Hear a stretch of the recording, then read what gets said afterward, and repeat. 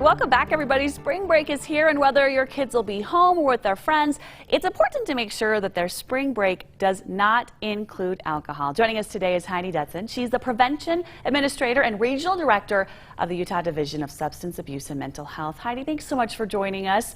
That's a really big title, but an important job to make sure that everyone knows what's going on out there. So what do we need to make sure that parents are aware of as we go into this fun period of time?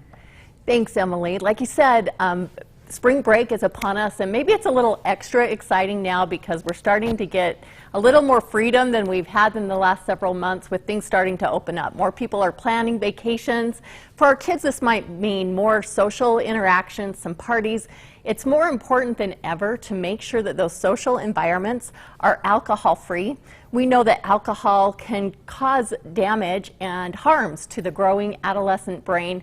And while alcohol is maybe something that we don't talk a lot about to our kids, we know that it's the most available and most misused substance that there is for our youth. So it's a super important topic. Okay, so how can parents reduce the likelihood that their kids will experiment or So a give it a couple try? things that are really important is to remember that as parents, we have a greater influence than maybe we think we do.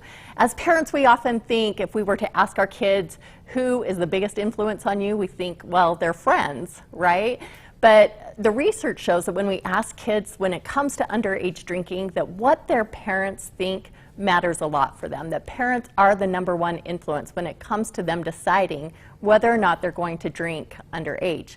So it's really important that parents set a very clear standard, really clear rule that it's not okay to drink any amount of alcohol underage. And to make this clear and consistent, this is a conversation that we have to have consistently and firmly. And we also need to make sure that we have a really strong relationship, because we know if the relationship is there and that our kids know that we're making those rules out of love and concern for our child instead of out of fear or a desire to control their activities, that they are more likely to adhere to those rules that we set for them. So how do we stay connected with our kids in their day-to-day lives and help them make good choices? Sure, couple of tips there. First of all, be involved in their everyday activities. Get in their world. Talk to them about things that they are interested in.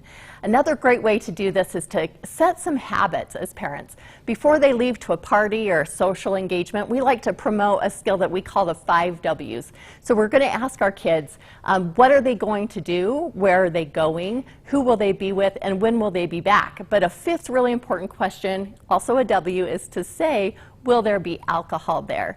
This just is a reminder to our kids about the rules that we've set for them, and can be a great opportunity and a reminder to them if they go there and find themselves in an uncomfortable situation where there is alcohol, that they can make a choice to not stay and to do something different. I love it. Okay, Heidi, where can we get more information? Because parents will need a little bit of help to make sure they're doing this in the right way. Great. There's more information about everything we've talked about today and some great tips for parents at parentsempowered.org. Okay, Heidi, thanks so much for joining us. You can get to that website from ours, abc4.com, and we'll be right back. Thanks.